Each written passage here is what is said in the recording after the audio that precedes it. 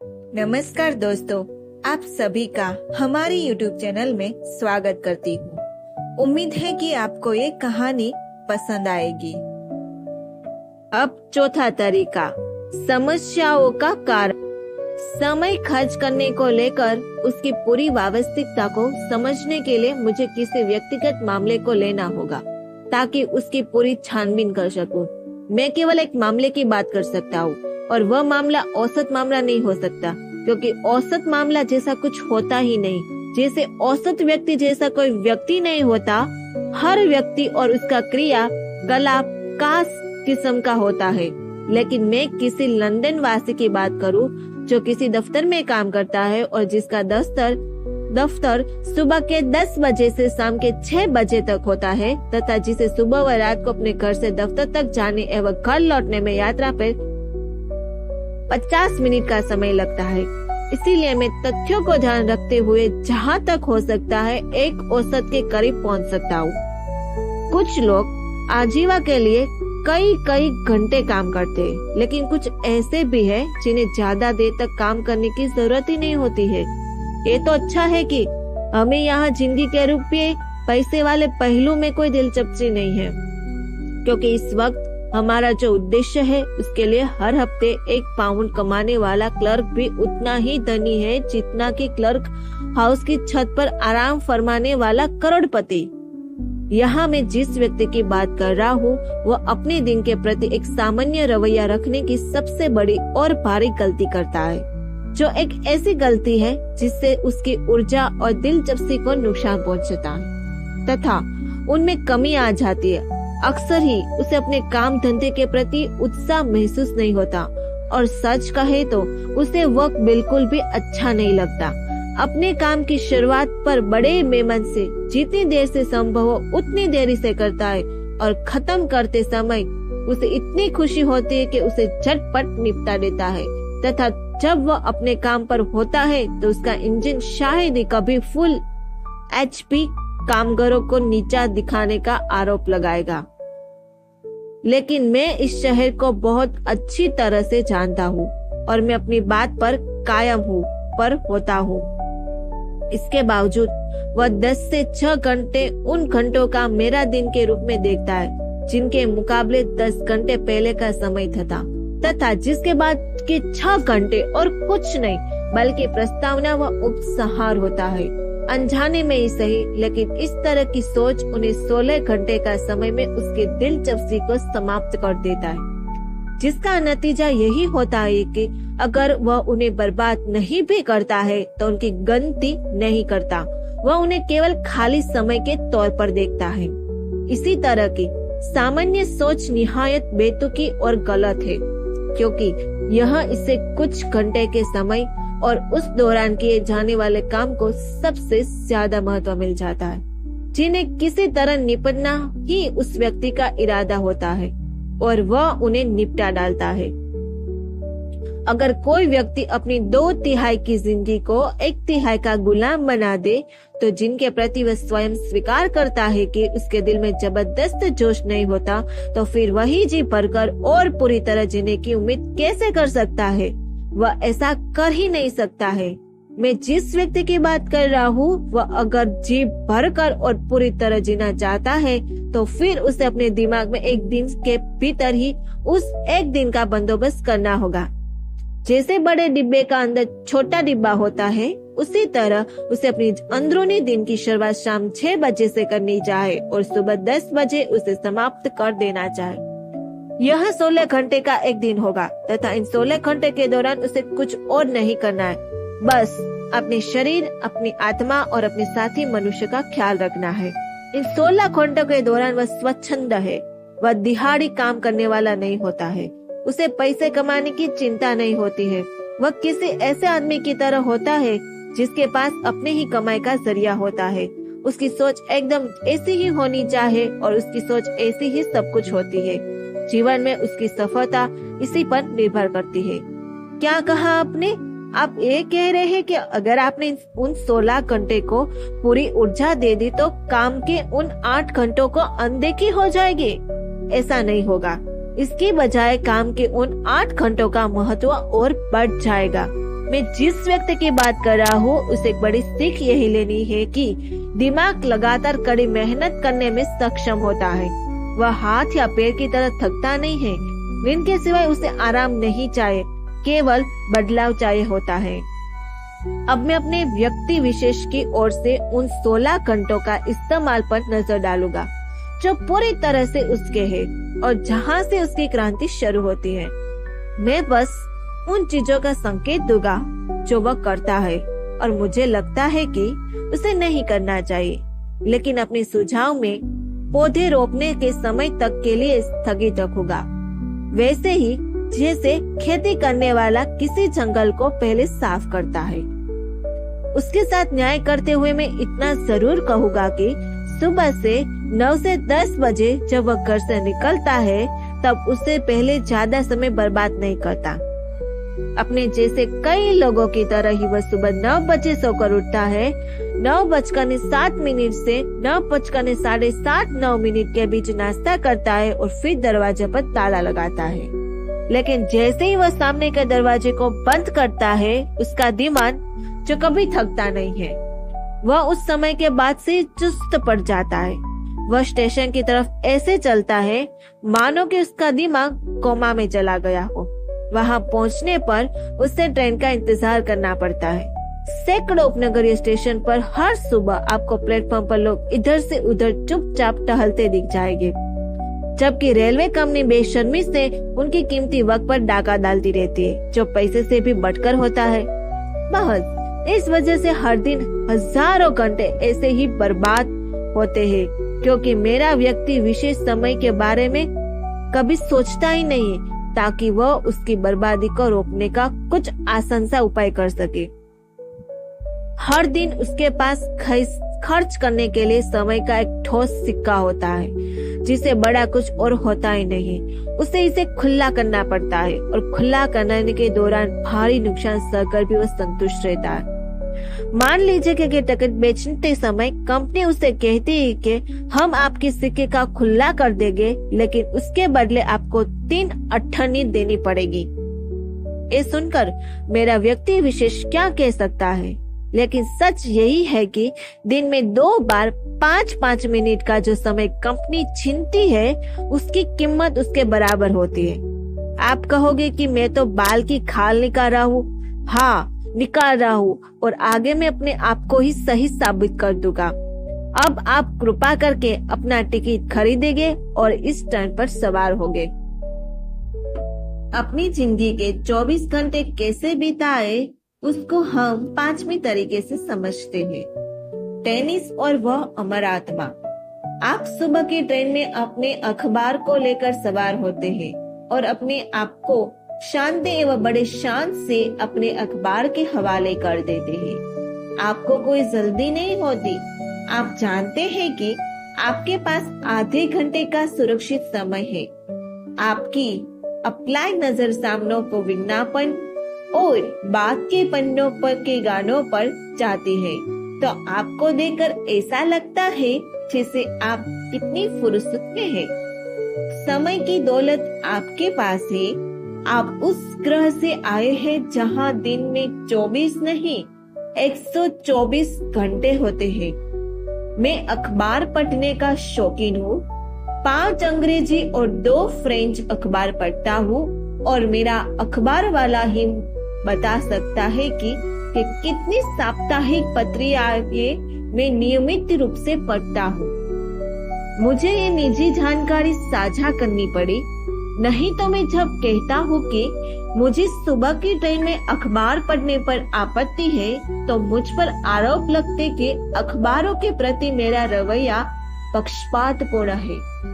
अखबार धड़ाधड़ छपते हैं ताकि उन्हें धड़ाधड़ पढ़ लिया जाए। मेरे रोजाना के कार्यक्रम में अखबारों की कोई जगह नहीं है।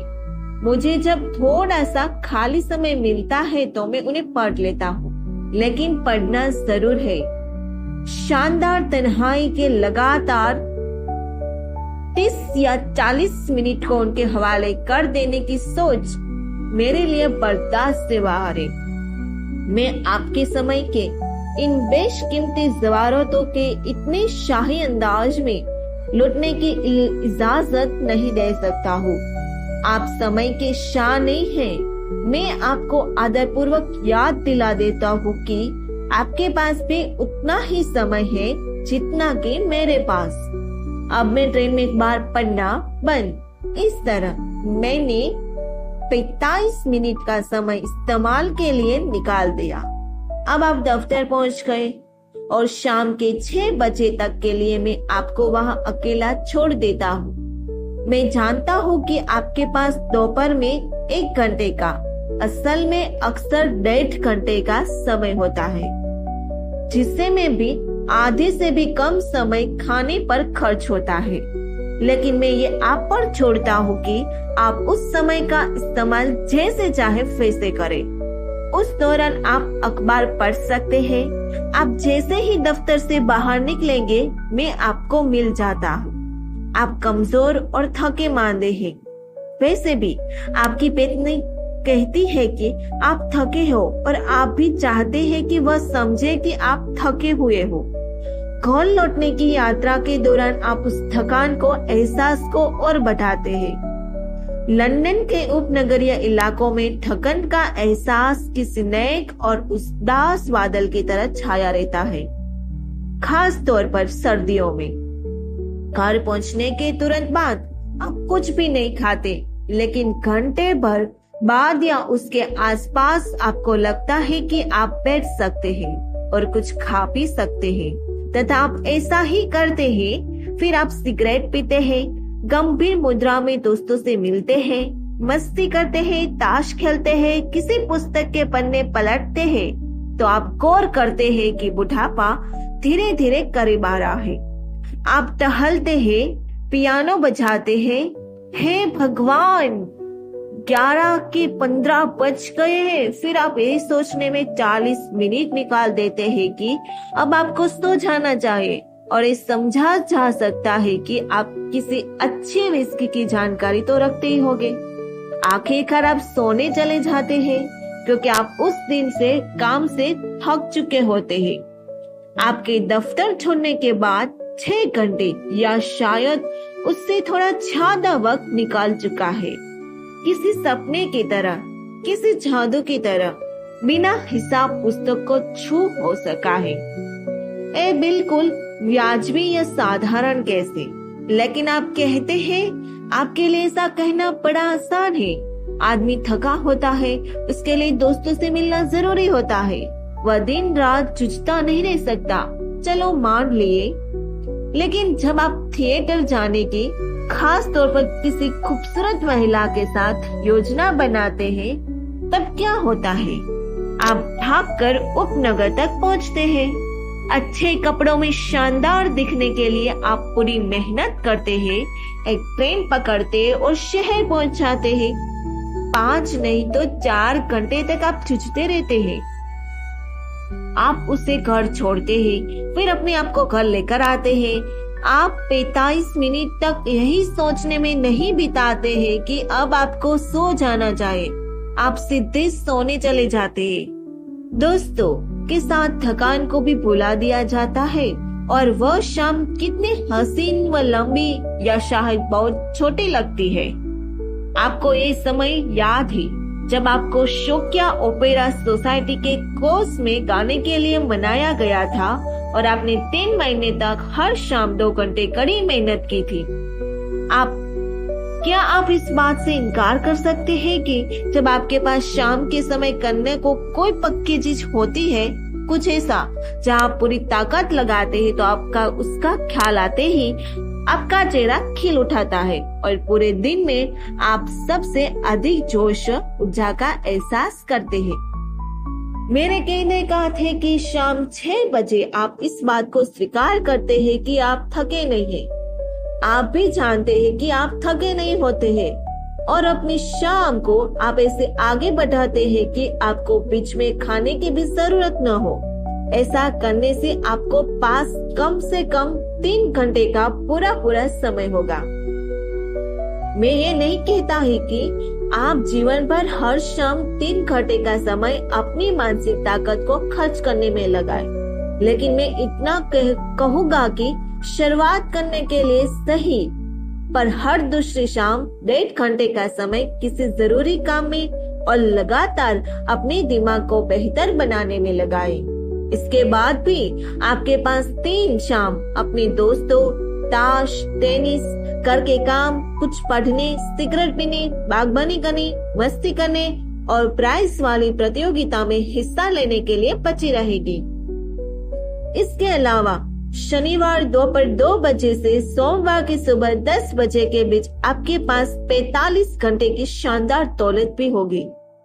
मुश्किलों के बाद भी अगर आपने ऐसा करना जारी रखा तो जल्दी ही आप 4 या 5 शामों को किसी अच्छे काम को करते हुए सही मायनों में जिंदगी जीने पर खर्च करना चाहोगे और उस आदत को भी छोड़ देंगे। जब आप रात को 11 बजे के 15 मिनट बजे स्वयं से कहते हैं सोचता हूँ, जब आकर सो जाओ, वह आदमी जो बिस्तर पर जाने की तैयारी अपने बेडरूम का दरवाजा खोलने के 44 मिनट पहले करने लगता है, वह अब रुक चुका होता है। कहने का अर्थ है कि वह जिंदगी को नहीं जी रहा होता है। लेकिन याद रहे कि शुरुआत में हफ्ते के 3 दिन, रात के 90 दिन मिनटों से सबसे अहम होना चाहिए। वे उतने ही अच्छे होने चाहिए जितने अच्छे मन से आप किसी ड्रामे का अभ्यास करते हैं या टेनिस का मैच खेलते हैं। एक कहने की बजाय, सॉरी अंकल, मैं अभी आपसे बात नहीं कर सकता, मुझे टेनिस क्लब पहुंचना है। आपको कहना चाहिए, लेकिन मुझे काम करना है। हालांकि मैं स्वीकार करता हूँ कि ऐसा कहना बेहद मुश्किल होता है। टेनिस इस अमर आत्मा से कहीं ज्यादा जरूरी है। चलो अब आगे बढ़ते हुए हम देखें कि ऐसा कौन सा तरीका है जिससे हम अपनी जिंदगी के और 24 घंटे को बेहतर बना सकते हैं। इंसान के स्वभाव को याद रखकर कैसे, तो चलो जानते हैं। प्रसंग के कारण मैंने शनिवार दोपहर 2 बजे काम से छूटने के बाद और सोमवार को सुबह 10 बजे काम पर लौटने के बीच में 44 घंटे का लंबे समय का जिक्र कर दिया। और अब मुझे उस पहलू की चर्चा करनी होगी कि हफ्ते में 6 दिन काम करना चाहिए या 7 दिन। सच कहूँ तो कई साल तक, जब तक कि मैं 40 के करीब नहीं पहुंच गया, मैं हफ्तों के 7 दिन काम करता था।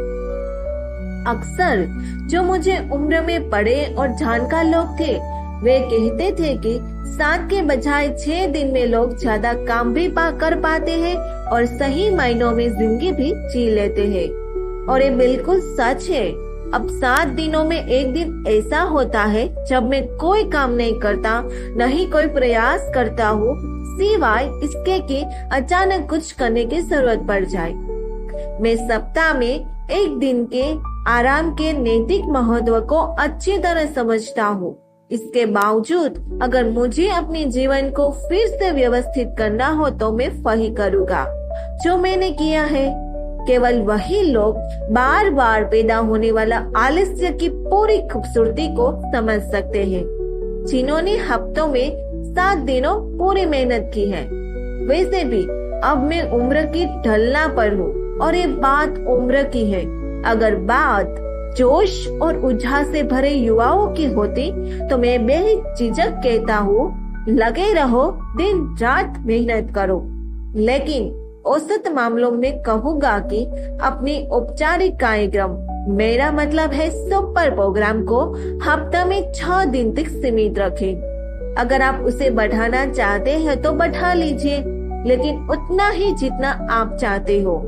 और अतिरिक्त समय को नियमित आय नहीं बल्कि भारी कमाई माने, ताकि आप 6 दिन के कार्यक्रम में लौटे तो ऐसा महसूस न करें कि आप गरीब हो या फिर से आधे घंटे की स्थिति में पहुंच गए हो। चलिए अब देखते हैं कि हमारी स्थिति क्या है। अब तक हमने दिन में बर्बाद होने वाले समय को बचत के लिए तय किया है। सुबह में 6 दिन आधे घंटे का समय और हफ्तों की 3 शामों में 1.5 घंटे, कुल मिलाकर एक हफ्ते में 7.5 घंटे। फिलहाल मैं कहूँगा कि इस 7.5 घंटे से संतुष्ट रहना चाहिए। क्यों? आप चिल्लाते हैं। आप दावा तो कर रहे थे कि हमें जीना सिखाएंगे, और अब 168 घंटे में से आप केवल 7.5 घंटे की बात कर रहे हैं। अपने इन 7.5 घंटे में आप कोई चमत्कार करने वाले हैं क्या? हाँ, बिना लाख लपेट के कह देता हूँ कि मैं चमत्कार करने वाला हूँ। बेशर्त आप मुझे ऐसा करने देंगे। मतलब यही है कि मैं आपसे कहूँगा कि कुछ ऐसा अनुभव कीजिए जो बिल्कुल स्वाभाविक एवं समझ आने लायक है, और जिससे में सब कुछ किसी चमत्कार से जैसा है। मेरा कहना यही है कि उन 7.5 घंटों का इस्तेमाल उस हफ्ते के पूरे जीवन को रोमांचक बना देगा, उसमें से उत्साह भर देगा और आपकी दिलचस्पी उन कामों में भी बढ़ा देगा जिन्हें आप सबसे उबाऊ मानते हैं। सुबह शाम मात्र 10 मिनट तक आप कसरत करते हैं। इसके बाद भी जब दिन में हर घंटे आपकी शारीरिक क्षमता व शक्ति बेहतर होती है और आपका पूरा शारीरिक ढांचा बदल जाता है, तब भी मैं आपको आश्चर्य नहीं होता। तो फिर औसत रूप से मैं जब हर दिन आपके दिमाग को 1 घंटे का समय दिया जाएगा, जिसके दिमाग के सारे काम स्थायी और पूरी तरह से दिलचस्प हो जाएंगे, तब आप कैसे आश्चर्य करेंगे। निश्चित रूप से अपने विकास के लिए किसी को भी अधिक समय देना चाहिए, और जब दिया तो जाने वाला समय तुलनात्मक रूप से अधिक होगा, तो नतीजा भी बेहतर होगा। लेकिन मैं ऐसी शुरुआत करना पसंद करता हूँ जिसमें बहुत मामूली प्रयास नजर आए। सही मायनों में ये मामूली प्रयास नहीं होता, जैसे कि उन लोगों को पता चलेगा जिन्होंने अब तक प्रयास नहीं किया है। जंगल में से 7.5 घंटे को साफ करना भी काफी मुश्किल होता है। कारण यही है कि कुछ त्याग करने पड़ते हैं। किसी ने अपना समय बुरी तरह खर्च किया होगा, लेकिन उससे उसे खर्च तो किया है। किसी ने उस दौरान कुछ तो किया होगा, भले ही वह कुछ भी कितना ही बेवकूफी भरा क्यों न हो। कुछ और करने का मतलब है आदत को बदलना, और आदत को बदलना ही तो मुश्किल होता है। यही नहीं, किसी भी बदलाव के साथ, भले ही वह अच्छे के लिए ही क्यों न हो, हमेशा कोई न कोई नुकसान होता है और मुश्किल भी आती है। अगर आप सोचते हैं कि आप हफ्ते में 7.5 घंटे का समय किसी गंभीर लगातार किए जाने वाले प्रयास में लगाए और उसके बावजूद पुराने जीवन को जीते रहेंगे, तो आप गलत सोच रहे। मैं फिर से बता देता हूँ कि इसके लिए कुछ त्याग और बहुत दृढ़ इच्छा शक्ति की जरूरत पड़ेगी। चाकों में उसे कठिनाई को जानता हूँ। मैं जानता हूँ कि ऐसे किसी प्रयास में विफलता का लगभग विनाशकारी प्रभाव होता है। इस वजह से मेरी आपको गंभीर सलाह है कि शुरुआत बिल्कुल सामान्य ढंग से करें। आपको अपने आत्मसम्मान को सुरक्षित रखना होगा। आत्मसम्मान सभी प्रकार के इरादों की बुनियाद होता है, और जब किसी काम की योजना सोच समझकर बनाई जाती है तथा उसमें विफलता मिलती है, तो किसी के भी आत्मसम्मान को एक गहरी चोट लगती है। इसीलिए मैं कहता हूँ और फिर से कहता हूँ कि शांति और दिखावे के बगैर शुरुआत कीजिए। जब आप अपने जोश को बढ़ाने के लिए पूरी जिम्मेदारी के साथ 3 महीनों तक 7.5 घंटे का समय लगाएंगे, तो आप उच्च सुर में गाने लग जाएंगे, या यूं कहूँ कि आप कमाल की चीजें कर सकते हैं। इससे पहले कि आपको बताया गया है घंटों का इस्तेमाल का तरीका बताऊं, मैं आपको इस आखिरी सुझाव देना चाहूंगा कि जहां तक शामों की बात है, तो 1.5 घंटे का काम के लिए 1.5 घंटे से अधिक का समय दीजिए। याद रखिए कि कभी भी कुछ हो सकता है। इंसान के स्वभाव को याद रखिए और अपने आप को 90 मिनट का काम के लिए मैं कहूँगा कि 9 बजे से 11:30 बजे तक का समय दीजिए। 7वें तरीकों से हम जानते हैं कि हम अपने 24 घंटे में क्या कर सकते, कैसे कर सकते हैं। मन को वश करने से होता है। कैसे? तो चलो जानते हैं। लोग कहते हैं आप अपनी सोच को वश में नहीं कर सकते, लेकिन ऐसा किया जा सकता है। सोचने वाली मशीन को काबू में करना बिल्कुल संभव है।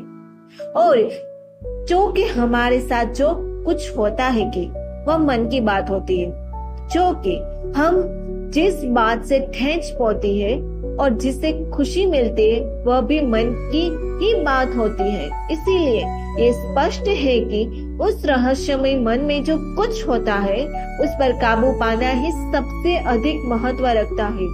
ये सबसे पुराने विचारों में से एक है, लेकिन ये विचार ऐसा है कि जिसके गहन सत्य एवं महत्व को समझे बिना ही अधिकांश लोग जीते हैं और मर जाते हैं।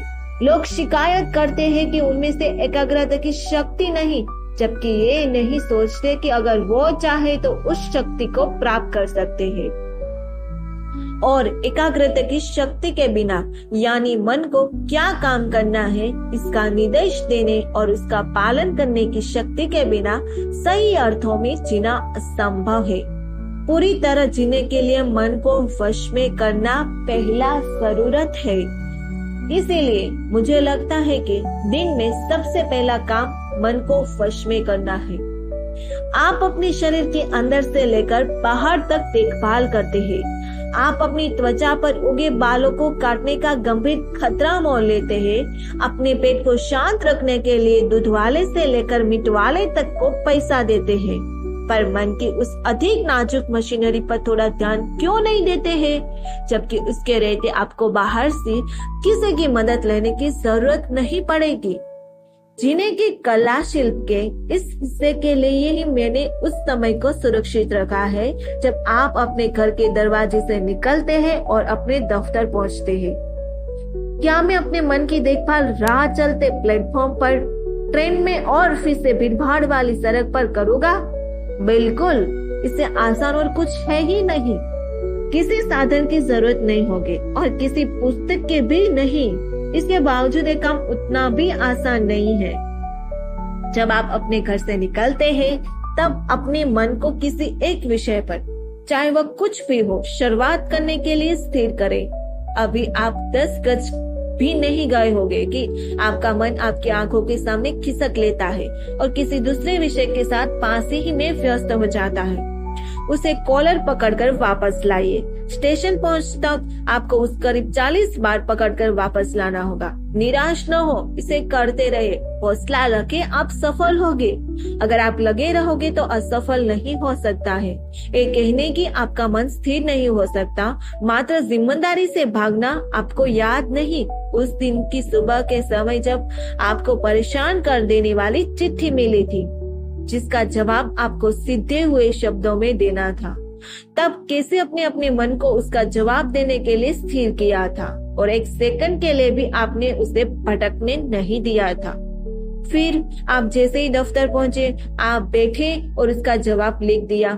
ऐसा मामला था जब परिस्थितियों ने आपको भीतर इतनी ऊर्जा पैदा कर दी थी। आप अपने मन पर किसी तानाशाही की तरह हावी हो गए थे। आप कोई भी फिजूल की बातें नहीं सोचेंगे। आप अड़े थे कि ये काम होना चाहिए और वह काम हो गया था।